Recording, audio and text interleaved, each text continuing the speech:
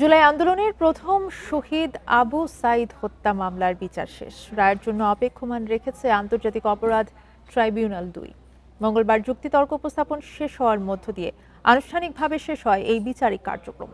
Prosecution বলছে, আসামিদের অপরাধ প্রমাণ করতে রংপুর বিশ্ববিদ্যালয়ের সাবেক ভিসি, আরএমপির কমিশনার সহ ৩০ আসামির সর্বোচ্চ শাস্তির দাবি রাষ্ট্রপক্ষের।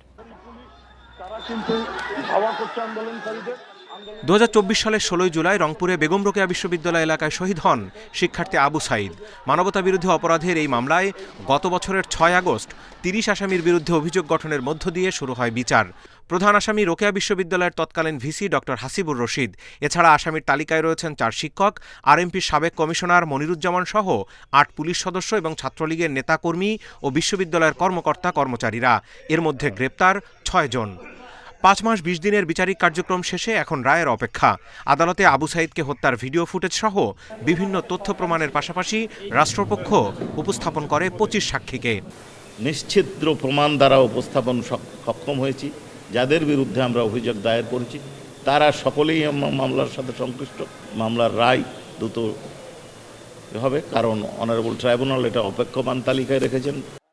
আসামিপক্ষের দাবি, আবু সাইদ পুলিশের গুলিতে নিহত হয়েছে তা প্রমাণ করতে পারেনি রাষ্ট্রপক্ষ। গেঞ্জিতে কোনো ছিদ্র পাওয়া যায়নি। তবে প্রসিকিউশন বলছে, আবু সাইদের পরিহিত গেঞ্জিটির একটি খণ্ডিত অংশ জব্দ করা হয়, পুরোটা উদ্ধার হয়নি।